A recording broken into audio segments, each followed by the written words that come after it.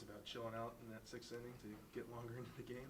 Yeah, I mean, I don't even know what to say in that regard. I've already said I'm not a fan of the 10-run thing, but it is what it is, and they're on it. We might not have five, the first time through the order through 3 innings, but they're going to get there at some point. So, really good performance. A lot of really good at bats in that game tonight. What did Jared sort of discover at the plate tonight? I don't know if he discovered anything. I just think, baseball's a test sometimes. You're going to have some adversity, and it's more about your response to that and ability to just stay positive and stay focused on what makes you a good player, and he's certainly a great player. And so I think, sitting and watching a game or two sometimes is not a bad thing, and it's no punishment or anything like that. We just have good players, So I just wanted him to see himself slow the game down and see maybe how for a couple games maybe he's making it harder on himself than he needed to. And a great response, hit that ball as hard as he could in his first at bat. I like the adjustment between pitches to get to that swing. Just missed a pitch in the next at bat.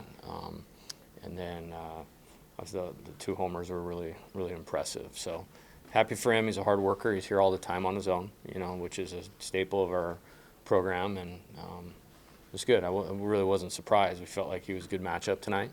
Felt like he would help us win tonight, and he did. Paxton really coming into his own the last couple of weeks. Awesome. I mean, what will that do for your team? Yeah, game changer. I mean, you just saw it. I mean, we get the third run because of good read on the ball in the dirt and just his speed. His elite speed is the best runner in the program. And then you see it again on the diving catch and just the two strike at bats. I mean, there were four of them phenomenal tonight. Like two magic moments off Jared's first homer and then just Paxton's overall play and his how hard he's playing and competing with two strikes and the speed on the bases and the great outfield play really gives us a dynamic that changes us. Skeens with his fourth straight double-digit strikeout game. What did you make of his outing tonight? Thought he was really good. I thought he mixed his pitches well. I think located his fastball well. I think sometimes he surprises the umpire. And I just thought the strike zone pressure was good. There was really nothing of any concern. It was literally just, I feel like he hadn't been in the stretch in like 2 weeks. So, I mean, they got him in the stretch, so, a couple times. So, probably good for him to, not have a 1, 2, 3 inning. But really, really impressive again. When you were recruiting Jared, did he ever hit one of those, absolute nukes? His power was special. Yeah, his power was easy to see. I mean, with a wood bat, which most of the showcase stuff is when he, hits it, it sounds like a big tree is falling in the woods and hits the ground. Like, that's the only way I can explain his power. When you mentioned Paxton running, just as this team as a whole, do you feel a little bit more free with what you're able to do this year on the bases? Well, yeah, I think so. I think there's more athleticism, and again, it all has to make sense. I mean, I've said this before, like, we have a style of baseball, but it's very, very versatile. We want to be able to win any type of game. I think the pieces maybe allow us to do a little bit more, but it's still got to be smart in the context of the game. It's never, the strike zone discipline is at the heart of it, and creating offensive opportunity. And then, that inning where we scored 6, it's just like, I think we hit 5 balls over 104 miles an hour in the 6th inning alone. So you still want to undermine your talent. This is kind of the way I see it. How can we maximize, getting a big inning? How can we maximize scoring in every inning? And games are played differently. I feel very comfortable that we'll be able to function in a close game with the way we're playing defense, with the options we have out of the bullpen, with the ability of the starter to get deep, and then, offensively to move the ball appropriately. He did it several times tonight. Jack Merrifield hit a sac fly. Jordan Thompson hit a sac fly. Trey hit a single up the middle with a man out there. I mean, we didn't get we had the bases loaded in the second and then get the guy in, and it was almost like a surprise. I mean, I think we were at 83%, going into today, which that's where you want to be for sure. Do you think their starter was, he was probably the best you've seen in a while? Do you like the way you battled against him in the early innings? It's hard to tell because everybody throws 94 now. I mean, we won 11-0 on Monday night, and Butler ran 4 straight pitchers out there that were 92, 93. So, Man, I don't know. I mean, he's had success. He has not given up a lot of hits. He has a very low batting average against. That's what it was.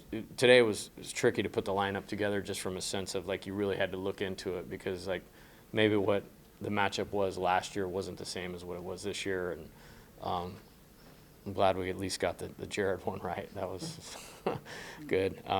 But you know, it's I trust all of our players. You know, I think last weekend, you know, you saw some things that you won't see. You know, you won't see an 80-mile-an-hour left-hander in the Southeastern Conference, but you will see a 94-mile-an-hour fastball and slider. I think that guy probably could pitch at one of our schools. And so to, you know, work at bats, I think he was at 100 pitches and had not finished the fifth inning. You know, that's right on plan with our style.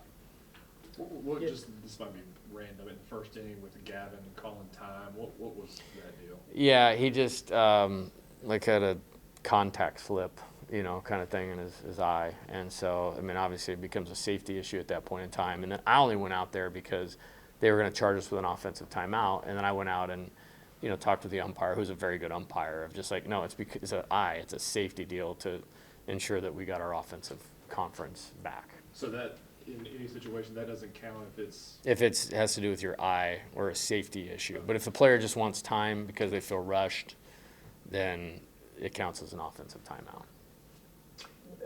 You talked about, but when you talk about moving the ball, that's your 3-1 lead. You kind of manufactured all three of those runs early on, the sacrifices. Yeah, I think, you know, I mean, we've played a really good brand of offensive baseball last year, and I think it's early, so I never make judgments on how good teams are until a full season is complete. But, you know, there's a few things that the game shows us we need to get better at. We have good players. They have aptitude. We're not afraid to address things. You know, we're not just, hey, we won. So we go back and we look at it, and they get better at it immediately. I mean, we won 12-2 last Friday night, and I thought we left a bunch of at-bats on the table and went, you know, hard at training and BP the next day, and we're really specific about it, and we've been pretty good since then. And that's just a credit to their work ethic and their determination, and I think that will carry us. You know, that's translatable. It doesn't mean we're going to score 11 or 10 runs somebody in league, but that type of character is translatable, and I'm excited to get in some of those wars and have that shine through. I think I saw Tommy throwing a little bit pre-game. Yeah. How close is he to return to the field? A lot closer than he was. Like, I mean, it kind of popped up on me 2 days ago. I saw him throw, and I was like, it doesn't look like we made much progress. And then yesterday, I mean, he was kind of whipping it around and said something like the doc told him he could throw till he gets sore. I was like, we're not doing that. I mean, I've never said I know more than any of the doctors at this university, but I was like, but he played catch yesterday and was able to play catch today, and obviously was able to swing the bat with authority tonight. I didn't want him to throw so much to where he got sore, where then it would affect his ability to swing. But I think we're closer, and that's a good thing, you know, because it's really difficult sometimes to pick the right 9 because there's 3 or 4 guys sitting there that could play, and maybe even more than that. I actually would say there's 6 guys sitting there that I believe you could interchange, and we could come up to pretty close to the same. Did Skeens use more of his pitches today? I couldn't really tell because the radar gun was broken for the first 3. Yeah. I don't know who's in charge of the radar gun, but I can get on him for that. Because I couldn't tell if their guy was 94, 95, or 90, 91. But I thought he executed well. I thought there was plenty of swing and miss on the slider. He threw some good pitches to the lefties, both slider and change. Moved the fastball around the plate to all the quadrants. He's so good, and he can execute everything. So it puts it tough on the hitter. And, Wes obviously does a great job calling pitches. So, it's a good combination with Paul throwing and Wes calling pitches. You got the camo hat on. Did you have a chance to see the pregame with the? That was awesome. Yeah. Eric Lane texted me in the fall about wanting to do that. I thought it was the coolest idea ever. I guess it's something that he had done with Skip or Coach Maneri in the past. I'm not sure when it started, but I thought it was awesome, and what a cool thing. And you could definitely tell by the soldier, that was appreciated, and very moving, and we're very thankful for the things that they do, and so to be able to give something back to them like of that magnitude in this environment, and our fans really appreciate that. It's one of the things that I like is the military appreciation thing we do in like the third inning, and I thought that was pretty awesome. Yeah. Those soldier salutes, you've had a chance, you're down there shaking hands with Yeah. them too, right? The Yeah, team. absolutely. Yeah, it does all that. Yeah, and our guys are great in that environment, and it's a big deal. In their lives, this is their deal right now. Like college baseball and LSU baseball, and trying to become a pro, like that's important to them right now. But I think when you look at the sacrifices that those people make, I think there's an appreciation for the bigger picture, and our guys get it, and they're awesome in that regard. I'm glad we do that, and as long as I'm coaching here, that's something we'll continue doing. I don't know if we can give away a car every game, but